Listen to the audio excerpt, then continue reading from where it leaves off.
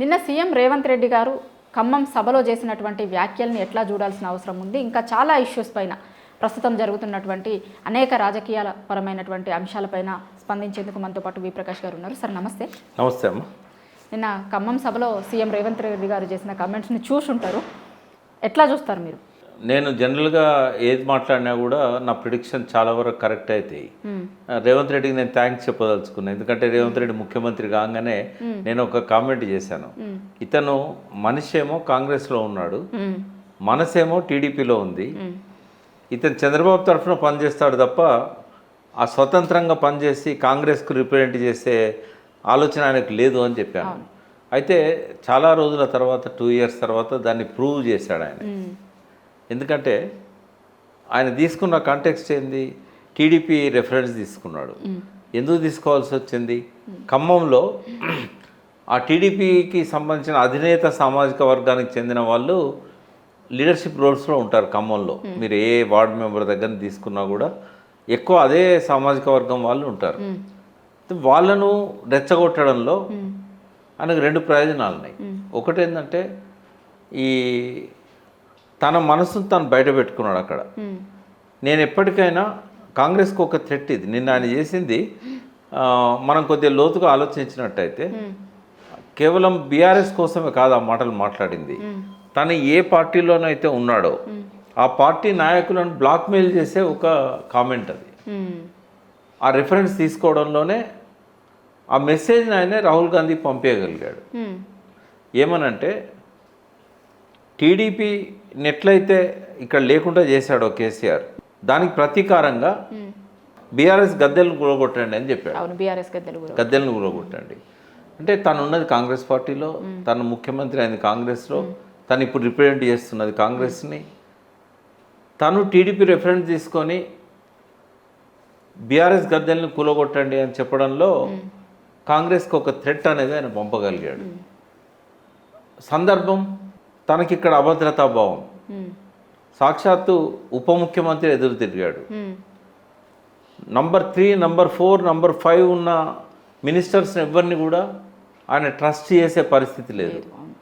పొంగులేటి శ్రీనివాసరెడ్డి గారి మీద ఎప్పుడైతే ఏసీబీ ఈడీ దాడి జరిగిందో పెద్ద మొత్తంలో డబ్బు పట్టుబడ్డది. వాళ్ళ అనుమానం ఎవరికి అక్కర్లేదు. ఎందుకు అంటే 2 మిషన్స్ని లోపలికి తీసుకెళ్లారు డబ్బులు లెక్క పెట్టడానికి.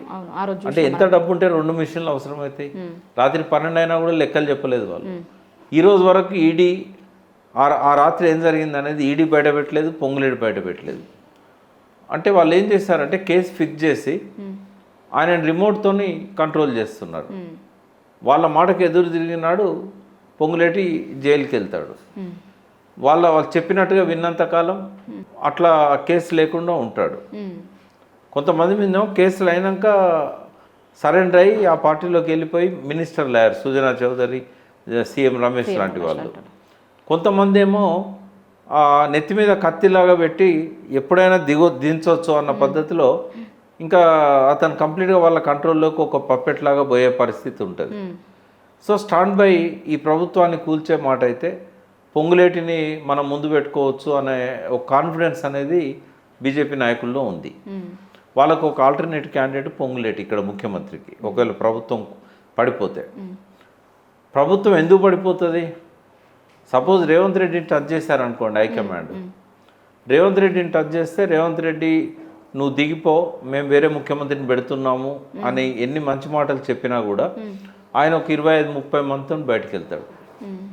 వెళ్ళినప్పుడు బీఆర్ఎస్ది క్రూషియల్ రోల్ అవుతుంది. మిగిలిన కాంగ్రెస్ వాళ్ళు బీఆర్ఎస్తో అంటగాగుతారా, లేకుంటే బీజేపీ బీఆర్ఎస్ను ఒప్పించి మెప్పించి మా ముఖ్యమంత్రికి మద్దతు ఇవ్వమంటుందా, లేకుంటే బీఆర్ఎస్ మీరే నాయకత్వ రోల్లో ఉండండి మా వాళ్ళు మద్దతు ఇస్తారని చెప్తుందా? ఇవన్నీ కూడా ఎప్పుడైతే క్రైసిస్ వస్తుందో అప్పుడు పరిపరి విధాలుగా మనం విశ్లేషించవచ్చు ఎట్లుండబోతుందని. అయితే రేవంత్ రెడ్డి ఆలోచన ఎట్లుంటుంది అని అంటే, నేను చాలా కాలం నుంచి చెప్తున్నా, ఇప్పుడు కూడా నేను కట్టుబడి ఉన్నా మాటకి. నెక్స్ట్ ట్రయాంగిల్ ఫైట్ ఉంటుంది. పోయినసారి బీజేపీ ఒక్కటే వచ్చింది, ఈసారి బీజేపీ ఒక్కటి రాదు. బీజేపీ, జనసేన, టీడీపీ ఈ నాయకత్వం వస్తుంది. దాంతోపాటు రేవంత్ రెడ్డి వర్గం ఉంటుంది.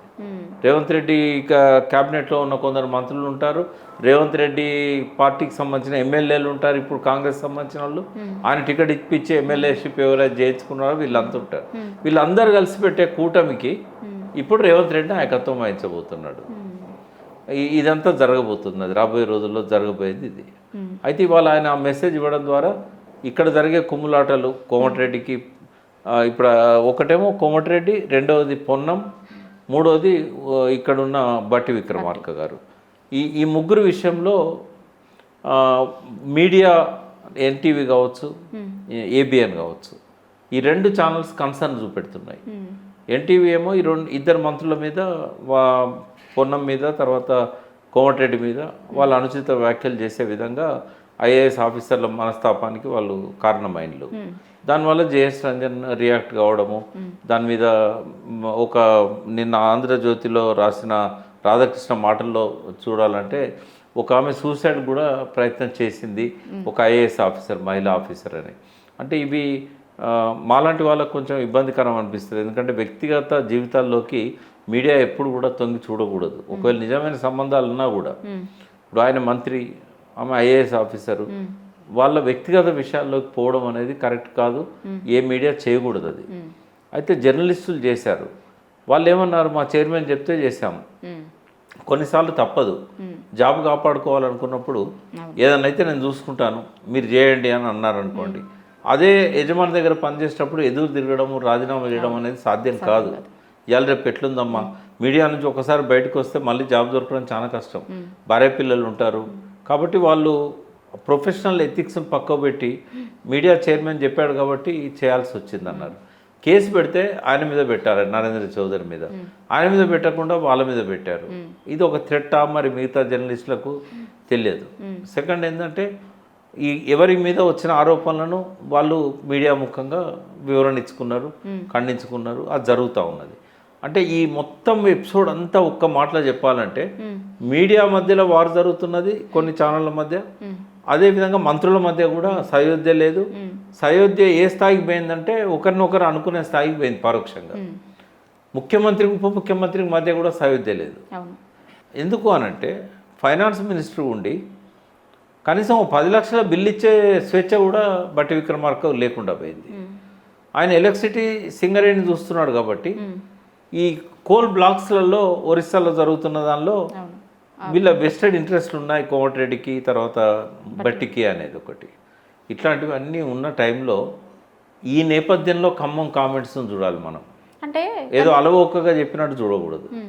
అంటే కాంగ్రెస్కి నన్ను ఏమైనా డిస్టర్బ్ చేస్తే మాత్రం ఆ టీడీపీ ప్రస్తావన తేవడంలో ఐఎమ్ టీడీపీ పర్సన్ అని చెప్పే ఒక మెసేజ్ ఉన్నది. పెద్ద ఎన్టీఆర్ ఉన్నప్పుడు టీడీపీ పార్టీ పుట్టినప్పుడు కాంగ్రెస్కి వ్యతిరేకంగా తెలుగు వాళ్ళ ఆత్మగౌరవం కోసం పుట్టిన పార్టీ అని టీడీపీ అని చెప్తారు. కాంగ్రెస్కి వ్యతిరేకంగా పుట్టిన పార్టీ ఆ రోజు అది. కానీ ఇవాళ కాంగ్రెస్ సీఎం టీడీపీని ప్రేజ్ చేసేలాగా మాట్లాడడాన్ని, అంటే ఒక్క ఎన్టీ రామారావునే కాదు, ఎన్టీ రామారావు పార్టీ పెట్టినాడు, చంద్రబాబు ఆ పార్టీలో లేడు. చంద్రబాబు కూడా యాంటీ కాంగ్రెస్. మొదట్లో ఆయన కాంగ్రెస్లో మంత్రి, 78లో అంజయ్య ముఖ్యమంత్రి అయిన తర్వాత, అంటే 78లో చెన్నారెడ్డి ఉన్నాడు, తర్వాత అంజయ్య వచ్చాడు. చెన్నారెడ్డిని దించినాక అంజయ్యను 1980లో ముఖ్యమంత్రి చేశారు. చేసినప్పుడు ఆ 62 మంది జంబో క్యాబినెట్ అని ఏర్పాటు చేశారు. ఫస్ట్ టైం అన్నట్టు భారతదేశంలో 62 మందికి మంత్రి పదవులు ఇచ్చాడు. అందులో రాజశేఖర రెడ్డి గారు ఒకరు, చంద్రబాబు ఒకరు. వాళ్ళిద్దరు ఒకటేసారి మంత్రులు అయ్యారు అంజయ్య క్యాబినెట్లో. అప్పుడు ఆయనే కాంగ్రెస్, తర్వాత టీడీపీ పార్టీ పెట్టినాడు ఆయన కాంగ్రెస్. కానీ ఎన్టీ రామారావుతో ఓ 10-12 ఏళ్ళు కొనసాగిన తర్వాత ఆయన యాంటీ కాంగ్రెస్ అయ్యాడు. అని ఎన్డీఏకు చైర్పర్సన్గా కూడా ఉన్నాడు. ఎన్డీఏ అంటే ఏంది? కాంగ్రెస్ వ్యతిరేక కూటమి, వాజ్పేయి గవర్నమెంట్. అయితే అటువంటి వ్యక్తి ఆయనే స్వయంగా రేవంత్ రెడ్డిని కాంగ్రెస్లోకి పంపడం, రేవంత్ రెడ్డికి పీసీసీ ముందు టెంపరీగా ముందు వర్కింగ్ ప్రెసిడెంట్ ఇప్పించడం, తర్వాత కొడంగల్ ఎమ్మెల్యే టికెట్ ఇప్పించడం, తర్వాత మేడ్చల్ ఎంపీ టికెట్ ఇప్పించడం, తర్వాత ఆయనను డైరెక్ట్గా పీసీసీ ప్రెసిడెంట్ చేయడం, ఆయన కోసము ముందు ఎలక్షన్లలో పొత్తు పెట్టుకోవడం కాంగ్రెస్తోని, రెండో ఎన్నికలల్లో ఆయన ఉనికినే పూర్తిగా తుడిచేసుకునే విధంగా ఒక్క అభ్యర్థిని కూడా నిలబెట్టకుండా, ఏ షరతులు లేకుండా మద్దతు ఇవ్వడం కాంగ్రెస్కి, ఇవన్నీ చూస్తే కేసీఆర్కు వ్యతిరేకంగా చంద్రబాబు నాయుడు పట్టుదల కసి ఏ స్థాయిలో ఉన్నదో జనం అర్థం చేసుకోవాలి. ఆ కసి కేవలం తనను ఇక్కడ నుంచి లేకుండా చేయడం అని కాదు, ఇక్కడ ఆయనకి ఇష్టం లేకుండా ఆంధ్రప్రదేశ్ని డివిజన్ చేశారనేది. కేసీఆర్ మీద కోపము తననేదో భ్రష్టు పట్టించడం కాదు, రాష్ట్రాన్ని ముక్కలు చేశాడని ఆయన కసి, ఆయన మాటల్లో చెప్పాలంటే దానికి ప్రతీకారం తీర్చుకోవడానికి రేవంత్ రెడ్డిని ఆయన ఉపయోగించుకుంటాడు. అయితే అందులో సక్సెస్ అయ్యాడు ఆయన సక్సెస్ కావడానికి బలమైన శక్తి తోడొచ్చింది ఆయనకు. రాజకీయాలలో ఎట్లుంటుందంటే వెనుకట్లాగా మేము చేసిన మంచి పనులు ఇవి ఓట్లేయండి అనే రోజులు కాదు ఇవి. శత్రువును చీల్చి గెలవాలి అనేదే. ముఖ్యమంత్రి ఏం చేస్తాడు, శత్రువులు ఐక్యం కాకుండా చూస్తాడు. అపోజిషన్లో ఉన్న వాళ్ళు ఏం చేస్తారు, ఒక్కటి కావాలని చూస్తారు. యాంటీ ఇన్కంబెన్సీ అనేది ఒక దిక్కు ఉండాలని చూస్తారు. ఎక్కడైనా ఒక 10 ఏళ్ళు పనిచేసినాక మోర్ దెన్ 50% యాంటీ ఇన్కంబెన్సీ ఉంటుంది. ఎంత మంచి పరిపాలకుడు ఆయన. నాకు తెలిసి ఈ 60 ఏళ్ళ చరిత్రలో 60 ఏళ్ళ చరిత్రలో సమైక్య రాష్ట్రం తర్వాత వచ్చిన తెలంగాణ, స్వాతంత్రం వచ్చినాక 75 ఏళ్ళ చరిత్ర తీసుకున్నాం. కేసీఆర్ కంటే గొప్ప ముఖ్యమంత్రి అయితే కనబడాడు. ఏది అభివృద్ధి, సంక్షేమం, ప్రజలకు అవసరమైన ఆ రెండు. తన సన్నిహితులకు తన సహచరులకు మూడోది అవసరమవుతుంది, ఇతను మనతో ఎట్లున్నాడు అనేది. ఆ పార్ట్ పక్కకు పెడితే, ఎందుకంటే ఆ పార్ట్ ప్రధానంగా పనిచేసింది కోదండరాం దగ్గర నుంచి చెప్పిన దాంట్లో నిన్న టీడీపీ సభలో ఆయన ఇంకోటి కూడా అన్నారు, అభివృద్ధి సంక్షేమము జనాలకి పనికొచ్చే దాంట్లో ఇద్దరు మాత్రమే చేసిరట, వైఎస్ రాజశేఖర రెడ్డి ఒకరు, ఎన్టీఆర్ ఒకరు అనే విషయం కూడా అన్నారు. అంటే ఆయన ఎన్నడన్నా ఈ ప్రజల గురించి పట్టించుకుంటే ప్రజలకు మేలు జరిగిందా లేదా, రాష్ట్రానికి మేలు జరిగిందా లేదా అనేది తెలిసేది. కొన్నిసార్లు నిద్ర నటించే వాళ్ళని మనం లేపలేము. ఆయనకు తెలిసి కూడా నేను ఒకటి ఛాలెంజ్ చేశాను, మా చాలా రోజుల నుంచి మీడియాలో ఛాలెంజ్ చేస్తున్నా, ఇది మా 10వ ఛానల్ కావచ్చు నాకు ఈ ఛాలెంజ్కి. నేనేమంటున్నా, 1947 నుంచి 2023 దాకా భారతదేశంలో ఏ కాలంలో కానీ ఏ రాష్ట్రంలో కానీ ఇన్ని రంగాలల్లో ముఖ్యమైన రంగాలు ఏవైతే ఉన్నాయో వాళ్ళు నెగ్లెక్ట్ చేయబడ్డాడు అని చెప్పిన విద్యా వైద్య రంగాలతో సహా విద్యుత్ రంగం కానీ, ఆర్థిక రంగం కానీ, వ్యవసాయం కానీ, సర్వీస్ సెక్టర్ కానీ, ఇండస్ట్రియల్ సెక్టర్ కానీ, ఎన్విరాన్మెంట్ సెక్టర్ కానీ, తర్వాత వాటర్ ఇరిగేషన్ సెక్టర్ కానీ, అది విలేజ్ డెవలప్మెంట్, రూరల్ డెవలప్మెంట్ కానీ, పంచాయతీరాజ్ కానీ, అర్బన్ డెవలప్మెంట్ కానీ, ఇన్ని రంగాలల్లో ఈ మొత్తం 77 ఏళ్ళ చరిత్రలో ఒక్క ముఖ్యమంత్రిని చూపెట్టమనండి కేసీఆర్ లాగా ఇన్ని ఫీల్డ్లల్లో విడివిడిగా కూడా ఏ ఒక్క ఫీల్డ్తో మాట్లాడదామన్నా నేను రెడీగా ఉంటా. వాళ్ళని నేను స్టాటిస్టిక్స్ తీసుకొని రమ్మంటున్నా, గవర్నమెంట్ స్టాటిస్టిక్స్. ఏ కాలంలోనైనా ఏ రాష్ట్రంలోనైనా కేసీఆర్ లాంటి ఇంత డెవలప్ చేసిన ముఖ్యమంత్రి ఒక పర్టికులర్ రంగమైనా పర్వాలేదు, ఓవరాల్ స్టేట్ అయినా పర్వాలేదు, దేనికైనా సిద్ధం లేరు. అంత డెవలప్ అయిన దాన్ని నిరాకరించడం అంటే దానికి ఏం చెప్తాము? చాలామంది అంటారు, నేను కూడా భజన చేస్తున్నాను. నేను ఒకటే మాట చెప్తాను, ఇప్పుడు 62,000 కోట్ల బడ్జెట్ను 2 లక్షల కోట్లు దాటించాడు కేసీఆర్. 29,000 కోట్ల ట్యాక్స్ ఆదాయాన్ని 1,12,000 కోట్లకు దాటించాడు. ఆర్థికమే కదా అన్నిటి మూలం. తెచ్చిన అప్పుల్లో 85% ఉత్పాదక రంగానికి పెట్టాడు. చాలామంది అప్పులు చేస్తారు, కానీ ఉత్పాదక రంగానికి రేవంత్ రెడ్డి కూడా చేశాడు. 2 లక్షల కోట్లు అప్పు తెచ్చాడు. ఉత్పాదక రంగానికి పెట్టింది 5% కూడా లేదు. ఇవన్నీ తెలివై జనానికి లెక్కలు. ఇప్పుడు ఆయన చెప్పిన దాంట్లో జెండా దిమ్మలు గూలగొట్టండి, జెండా గద్దెలు గూలగొట్టండి అని అన్నారు కదా, అది శాంతి భద్రతలకి సంబంధించిన ఇష్యూ కదా. హోంమంత్రిగా కూడా సీఎం గారే ఉన్నారు కదా, అంటే డైరెక్ట్గా విధ్వంసం చెయ్యండి అని ఒక సీఎం గారే చెప్పడం అంటే ఫస్ట్ ఏంటంటే ఇక్కడ కొంచెం లోతుగా ఆలోచిద్దాం. ముఖ్యమంత్రిగా రాజ్భవన్లో ప్రమాణ స్వీకారం చేసినప్పుడు రాగద్వేషాలకు అతీతంగా పరిపాలన చేస్తూ ఉంటాడు ఒక ముఖ్యమంత్రి. ఇక్కడ చంద్రబాబు పట్ల అనురాగం, వనరులను ఆంధ్రకు తరలించడంలో మనకు స్పష్టంగా కనబడుతూ ఉంది. వనరుల దోపిడీని ఆపకుండా సహకరించడం అంటే రాగం అనేది రాగద్వేషాలు. రాగ అంటే ఫేవరెటిజం. ఖచ్చితంగా ఇది ప్రూవ్ చేయొచ్చు మనం. ఆయన చెప్పిన మనుషులను ఇక్కడ అడ్వైజర్లో పెట్టడం కానీ, వనరుల దోపిడీకి సహకరించడం కానీ, అడ్డుకోకపోవడం కానీ, డైవర్ట్ చేయడం కానీ, ఇదంతా చూస్తే ఏంటంటే పక్కా ఆంధ్ర పట్ల అనురాగాన్ని ఆయన వ్యక్తం చేస్తున్నాడు. ద్వేషము ఆయన కేసీఆర్ పట్ల కానీ, ఆ కుటుంబం పట్ల కానీ, ఆ కుటుంబంలో ఉన్న ఇతర నాయకుల పట్ల కానీ ద్వేషం వ్యక్తం చేయని రోజంటూ లేదు. 365 రోజుల సంవత్సరంలో ఎక్కడో ఒక దగ్గర మీడియా కవర్ చేసిన వార్తలు చూస్తేనే ఓ 200 రోజులు మనకు వార్తాపత్రికల్లో ఈయన కేసీఆర్ గారిని తిట్టినవి ఉంటాయి. నేను అనుకుంటా ఆయన పబ్లిక్గా మైక్ పట్టుకున్న ప్రతిసారి ఒక్క మాట అన్న కేసీఆర్ని అనకుండా ఎన్నడూ ఉపన్యాసాన్ని కంప్లీట్ చేయలేదు. అది విద్యార్థులకు సర్టిఫికెట్లు ఇచ్చేది కావచ్చు, ఉద్యోగులకు జాబ్ ఆర్డర్స్ ఇచ్చేది కావచ్చు, అది అసెంబ్లీ కావచ్చు, అది గోల్కొండ కోట కావచ్చు, అది ఎక్కడైనా కావచ్చు. ఆయన ఒక్క మాట కూడా మాట్లాడకుండా ఉపన్యాసాన్ని కంప్లీట్ చేసిన రోజు లేదు. మరి రాగానికి ద్వేషానికి నువ్వు బద్దునువైనప్పుడు రాగద్వేషాలకు అతీతంగా ఎట్లా పరిపాలన చేస్తున్నావు? దీన్ని ఎవరు పట్టించుకోవాలి? ఆర్టికల్ 356 రాజ్యాంగంలో పెట్టింది ఎందుకు? ముఖ్యమంత్రి లాంటి వాళ్ళు వాళ్ళ ప్రమాణాలను ఉల్లంఘించినప్పుడు, పాలన అస్తవ్యస్తమైనప్పుడు, ఇంటర్నల్ ఎమర్జెన్సీ వచ్చే పరిస్థితి ఉన్నప్పుడు, ఫైనాన్షియల్ ఎమర్జెన్సీ, ఆ పాలనను తొలగించడానికి రాష్ట్రపతి పాలన పెట్టడానికి ఆర్టికల్ 356 ఉన్నది. మరి ఒక్కనాడన్నా గవర్నర్ వార్న్ చేసిండు ఆయనను, నువ్వు రాగద్వేషాలకు అతీతంగా లేవు, ప్రమాణాన్ని ఉల్లంఘిస్తున్నావు అని? పోనీ ఒక్కనాడన్నా రాష్ట్రపతి వార్న్ చేశాడా? ప్రధానమంత్రి వార్న్ చేశాడా? హైకోర్టు చీఫ్ జస్టిస్ వార్న్ చేశాడా? రోజు బహిరంగ పత్రికల్లో వస్తున్నాయి కదా. ఇవన్నీ ఒక ఎత్తు అయితే వయలెన్స్, విధ్వంసం వేరు, వయలెన్స్ వేరు. జెండా గద్దెలు కూలగొడితే విధ్వంసం, దానివల్ల వచ్చే ప్రతిస్పందన వయలెన్స్. మీకు తెలుసో లేదో, జెండా గద్దెల మీద చేసిన వాళ్ళను చంపేసింది ఆ పార్టీలు. ఇదే రాయలసీమలో జెండా గద్దెలను కూల్చడానికి వచ్చినప్పుడు చేతులు నరికేశారు. అంటే రేవంత్ రెడ్డి అన్న మాటల యొక్క ప్రతిస్పందన రక్తసిక్తం, నెత్తురు మార్కలు. ఆ ఒక్క డైలాగ్ చాలు కేసు పెట్టడానికి డీజీపీ. ముఖ్యమంత్రి ఉన్న అతీతుడా? ఆయన భారతదేశంలో ఉండే చట్టాలకు లోబడే కదా ఉండాల్సింది. మరి వైలెన్స్ను ప్రొవోక్ చేసే మాటలు సాక్షాత్తు ఒక ముఖ్యమంత్రి మాట్లాడినప్పుడు అతని మీద కేసు ఎందుకు బుక్ చేయరు?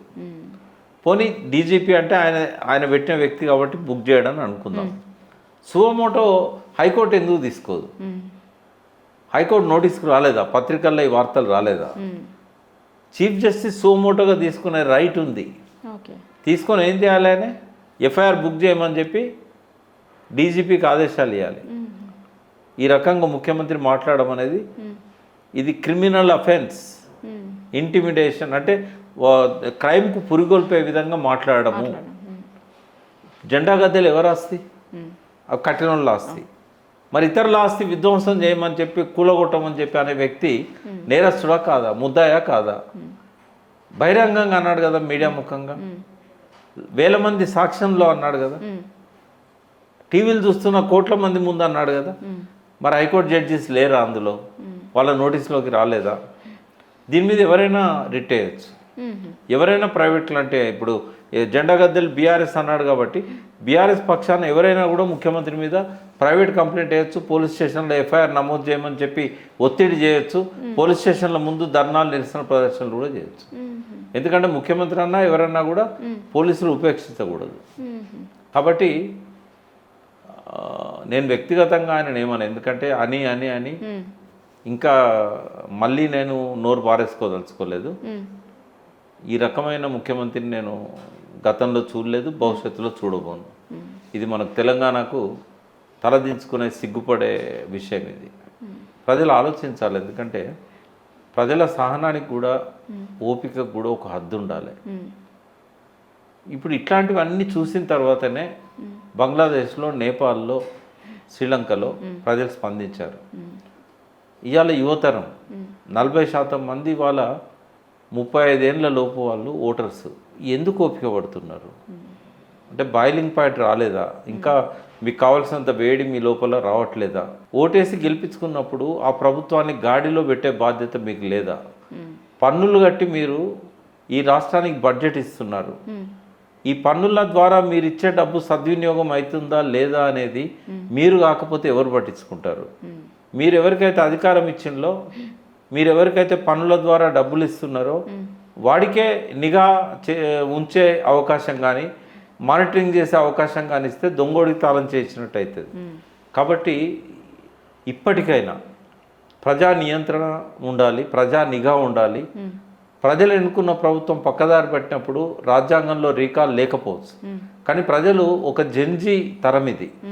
అట్లాంటి ఉద్యమాల ద్వారా మనకు నచ్చని ప్రభుత్వాన్ని గద్దె దించే అవకాశం ఉంది. మనం చట్టబద్ధంగా దించలేనప్పుడు వాళ్ళే దిగిపోయే పరిస్థితిని తీసుకురావాల్సిన అవసరం ఉంటుందని చెప్పి బంగ్లాదేశ్, శ్రీలంక, నేపాల్ పరిణామాలు మనకు రుజువు చేసినాయి. ఆ దారిలో ప్రజలు ఆలోచించాలని నేను కోరుతున్నాను. నిన్న 2 ఇన్సిడెంట్స్ జరిగినాయి. సీఎం రేవంత్ రెడ్డి గారు మాట్లాడిన మాటలతో పాటు పొద్దున్నేమో డిప్యూటీ సీఎం బట్టి విక్రమార్క గారు ఏమంటారంటే, ఆయన మీద వచ్చిన ఈ ఇష్యూస్ అన్ని నడుస్తున్నాయి కదా, ఏపీఎన్ పేపర్లో రాసిన దాన్ని బట్టి, నేను వైఎస్ రాజశేఖర రెడ్డికి సన్నిహితుడిని, అందుకోసమని నా మీద ఇట్లా రాసే ప్రయత్నం చేస్తుర్రని. ఒకరేమో రాజశేఖర రెడ్డి గారిని తీసుకొని వచ్చి ఆయనకి సన్నిహితుడని. మధ్యాహ్నానికి సీఎం రేవంత్ రెడ్డి గారేమో టీడీపీ పార్టీకి ఫేవర్గా. ఇద్దరు కూడా తెలంగాణని వ్యతిరేకించిన వాళ్ళే. మళ్ళీ ఇద్దరు తెలంగాణని వ్యతిరేకించిన వాళ్ళు సీఎం, డిప్యూటీ సీఎం హోదాలో ఉన్నటువంటి వ్యక్తులు వేరే పార్టీ నాయకులకి మేము దగ్గరగా ఉన్నాం కాబట్టి ఇప్పుడు తెలంగాణ రాష్ట్రంలో ఇప్పుడు ఈ ప్రభుత్వంలో మా మీద బురద జల్లే కార్యక్రమం జరుగుతుంది అంటే ఎట్లా చూడాలి వాళ్ళు మాట్లాడుతున్న మాటలని? వాళ్ళ అంటే ఆ బురద జల్లే ప్రయత్నం చేసిన మీడియా, ఈ 2 మీడియాలు, ఆ 2 మీడియాలు కూడా తెలంగాణ వ్యతిరేకమైన మీడియాలే. ఆ 2 మీడియాలు వాటిని ఎవరైతే పోషించిందో, ఆర్థికంగా సహకరించి అవి పెట్టడానికి, వాటిని నడపడానికి, జీతాలు ఇవ్వడానికి, ప్రభుత్వ డబ్బును విచ్చలవిడిగా ఆ ఛానళ్ళకు పారించిందో వాళ్ళు తెలంగాణ వ్యతిరేకులే. ఇప్పుడు కాంగ్రెస్లో ఇద్దరు ఉన్నా కూడా ఆ 2 పార్టీలు, టీడీపీ, కాంగ్రెస్ 2 కూడా, అంటే రేవంత్ రెడ్డి మానసికంగా టీడీపీలో ఉన్నాడని చెప్పడానికి నాకు ఎటువంటి సంశయం లేదు. నేను బట్టి విక్రమార్కను కాంగ్రెస్ అనుకుంటా, కానీ రేవంత్ రెడ్డిని నేను కాంగ్రెస్ అనుకోను. కాబట్టి ఆ 2 పార్టీలు కూడా తెలంగాణకు ద్రోహం చేసిన పార్టీలే. జరుగుతున్న పరిణామాన్నంతా తెలంగాణ ప్రజలు గమనించాల్సింది ఏంటంటే, మనం వదిలిపోయింది అనుకుంటున్న పీడ, శని మళ్ళీ మనకి ఈ రూపంలో చుట్టుకున్నది. అయితే వాళ్ళ మధ్య కొట్లాటలు అవుతున్నాయి. వాళ్ళ మధ్య కొట్లాటలు దేనికి అవుతున్నాయి? తెలంగాణను దోచుకోవడంలో, పంపకాల కోసం అవుతున్నాయి. కాబట్టి నేను ప్రజల్ని ఎందుకు నేను ఇన్సిస్ట్ చేస్తున్నానంటే, ఒక స్టేజ్ వచ్చింది, సమాజం కనుక, పౌర సమాజం కనుక పట్టించుకోకపోతే ఇంకా అధోగతి పాలవుతాము. మళ్ళీ ఆత్మహత్యలు మొదలైనాయి. ఏ ఆత్మహత్యలకు వ్యతిరేకంగా తెలంగాణ ఉద్యమాన్ని ప్రారంభించినామో, ఏ ఆత్మహత్యలు లేని తెలంగాణను చూడాలనుకున్నామో, మళ్ళీ ఆత్మహత్యలు మొదలైనాయి, వలసలు మొదలైనాయి. కాగే చెప్పింది ఆర్థిక పరిస్థితి తిరోగమన దిశ పట్టింది అని. కాబట్టి 1200 మంది బలిదానాలు చేసుకున్నది ఒక మంచి తెలంగాణను చూడడానికి. వాళ్ళ ఆశయాలకు ఇవాళ విఘాతం కలిగించినప్పుడు, అమరుల ఆశయాలు నెరవేరడం కాదు, కనీసం తిరోగమన దిశలో నడిపిస్తూ ఆ ఆశయాలకు ద్రోహం చేస్తున్నప్పుడు ఇప్పుడున్న యువతరము ముందుకు రావాలి, ముందు ఆలోచించాలి, చర్చించాలి, ఫోరమ్స్ ఏర్పాటు చేసుకోవాలి, ఏం చేయాలనే కార్యాచరణ రూపొందించుకోవాలి. రాజ్యాంగబద్ధంగా మన ఆకాంక్షలకు అనుగుణంగా పాలన సాగనప్పుడు దాన్ని గాడిలో పెట్టాల్సిన బాధ్యతను యువతరం తీసుకోవాలి, ప్రజలు తీసుకోవాలి. లేదా ఇదే పద్ధతిలో ఇంకా నాశనం పట్టిస్తారు మనల్ని. ఆర్థిక వ్యవస్థ ధ్వంసం అవుతుంది, వనరులు ధ్వంసం అవుతాయి, ఏం మిగలదు. అడిగేవాడు లేడని చెప్పి ఇష్టం వచ్చినట్టుగా చెలాయిస్తున్నారు. ఇప్పటికైనా కళ్ళు తెరవండి అని చెప్పి నేను యూత్కు మీ ద్వారా ఒక మెసేజ్ ఇవ్వాలనుకున్నాను. Thank you sir.